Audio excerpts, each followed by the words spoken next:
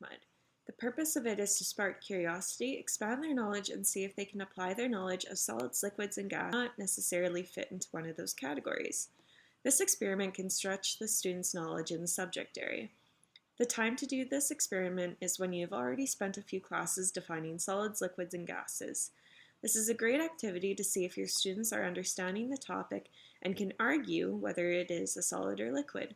This experiment can be done during class and requires little equipment and makes little mess. You can do the experiment either with the class or in front of the class, depending on your students, and you can allow the students to examine the magic mud. Ask them if they think it is a solid or liquid and why. The important part is their rationale. Do they understand the properties of solids, liquids, or gases? It is a very hands-on experiment, so students can feel the difference between the magic mud and other things that are specifically solids and liquids. It also demonstrates the question and topics we are trying to get the students to understand. Our inquiry question is, can we determine the properties of magic mud by looking at what we already know from solids, liquids, and gases? And can we determine the properties of magic mud? Is magic mud a solid, liquid, or gas, and why? Okay, my friends, so since we've been learning so much about solids, liquids, and gases and the properties that come with them, today we're going to be working with both a solid and a liquid and making something called magic mud. For this experiment, you are going to need a container, something to stir with, a half a cup of water. I'm using a quarter cup because my container is small, and a cup of cornstarch. Again, I'm using a half a cup. So if you want to adjust the recipe in any way, that is totally cool. You want to make sure you have a 2-to-1 ratio though with your cornstarch and your water. That meaning that if I have 2 cups of cornstarch, I'm going to need 1 cup of water. And you want to make it even like that. So the first thing we want to do is, what do you think is going to happen when we mix a solid as our cornstarch and a liquid as our water together? Take a few minutes and think about it, and then we'll get going.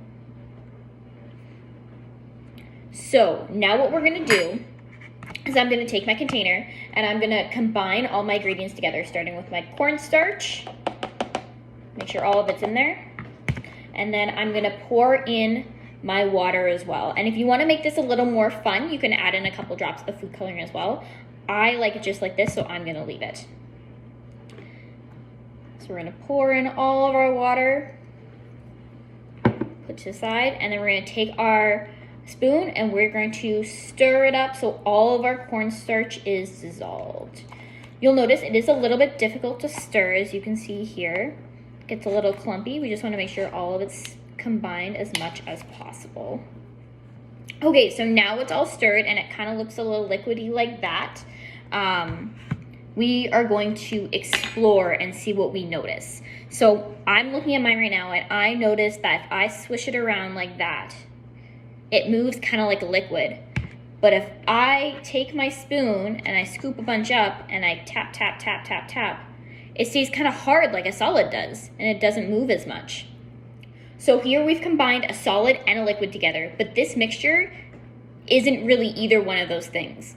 A solid holds its own shape, where a liquid contains the shape of the container. But magic mud does a little bit of both. So you can pick up a clump of it and of the substance, and it's solid, and you can watch it ooze back into a liquid like so.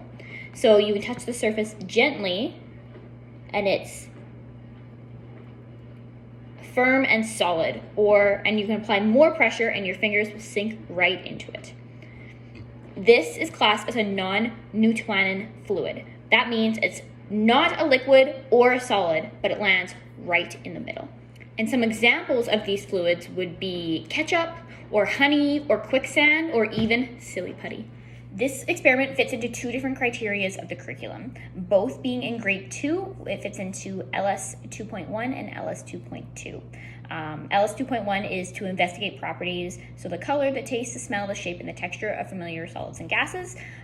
We pose questions that lead to investigations, and we explore the properties of both solids and liquids, as well as distinguish between the different properties between them. It also fits into LS 2.2, which is investigate interactions between solids and liquids and the technologies based in those interactions. So within that, we pose questions that lead to more exploration and investigation, combining solids and liquids. We describe examples of useful objects and materials in these environments. And then we investigate and describe the changes in characteristics as well. Adapting science demonstrations in all aspects within the classroom to the diversity that is present is essential to students' learning. This applies to both cultural identities and learning abilities. It is important that students are aware of their cultural responsiveness to ensure that they are respectful of their own and other cultures in the learning process. We as teachers should incorporate the history of science from non-Western traditions to promote inclusion in the classroom. Breti et al. States the importance of teaching science for social justice. It is also mentioned inclusion of Indigenous examples of science can make subjects more relevant, authentic, and interesting for all students to learn in the classroom. Following are suggestions for integrating our demonstration into a grade 2 classroom of diverse students. Differentiation can make this demonstration effective for everyone. To begin this demonstration, I can statements can be written on the board in student-friendly language so students know what the intention of the demonstration is and what their learning goal is for the class. For this experiment, we could write, I can tell the difference between liquids and solids from its properties, and I can use what I know to make observations, a hypothesis, and predictions during the demonstration. The language of these I can statements would be introduced and taught to students prior for deeper understanding. As a class, we can review the properties of solids and liquids and the stages of the scientific method from doing a read-aloud book before beginning the demonstration. While doing so, the teacher can guide and give explanations about the content and explicitly highlight parts that will be relevant to the demonstration to further reinforce them. To make this experiment accessible for all students to partake in, the educator will provide the materials as well as the cleaning supplies. This is manageable considering the materials needed for this experiment are water and cornstarch. Introducing the safety measures and instructions with the use of both verbal and visual explanations offers opportunities for students to learn by their preferred method. Students can brainstorm safety measures while the teacher writes them on the board with symbols.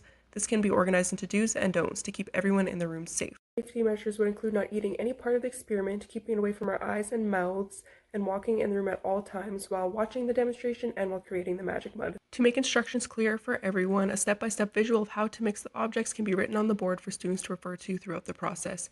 Checking for understanding during the instruction period is important to ensure all students are following along and understand the expectations. Once introduced to the demonstration, students can form a hypothesis and predictions independently or in pairs before discussing it as a class. Students can write their predictions on sticky notes and place them on the board for the teacher to discuss.